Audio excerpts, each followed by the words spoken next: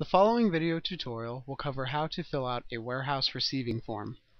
This form is required for any inventory that will be tracked by the system. It can be found with the rest of the eForms at support.theampersandgroup.com/eForms. Once you reach the Ampersand Group eForms page, scroll down and find the warehouse receiving form. This form is divided into three main sections. The first section is used to identify you and your item. The second section is for whole units and full cartons only. And then the third section is used if your vendor created any partial units or partial cartons. In the first section, start by keying your sales ID and your email address.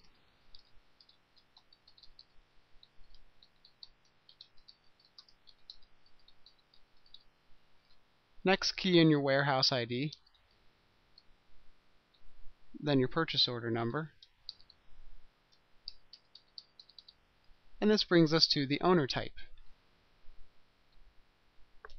There are three different types of ownership. Distributor-owned inventory means that the vendor invoices the job when it is completed, but ampersand waits to invoice the end user until it is released from inventory. This is also known as BAR to the client for bill as released. The second type is client-owned inventory.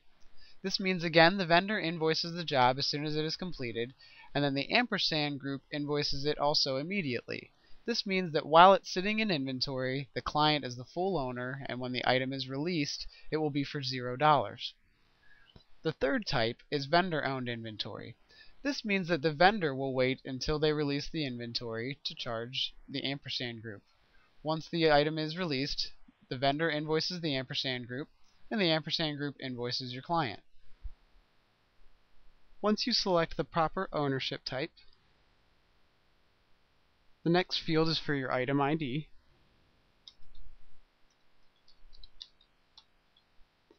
And then your item description.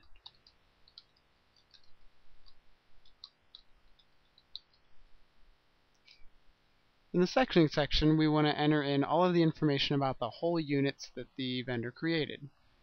First, do your unit of issue,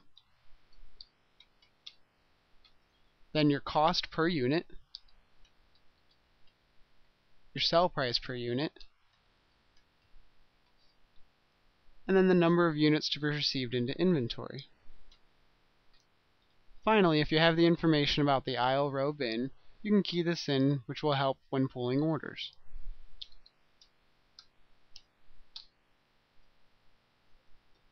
Sometimes your vendor may create a partial unit or partial carton that also needs received into inventory.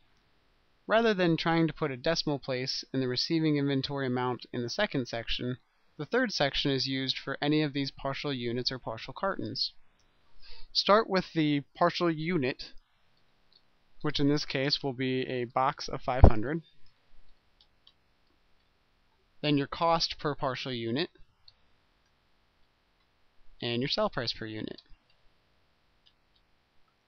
Then of course you want to key in your receiving amount for that partial unit. In this case is just 1. And then the aisle, row, bin.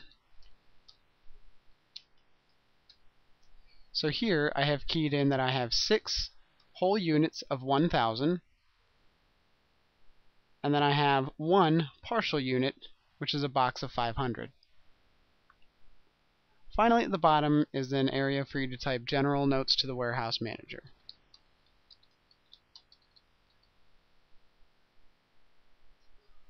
Once you've completed all the information, when you submit the form, this will go directly to the warehouse manager. After he has received the inventory, he will send you an email.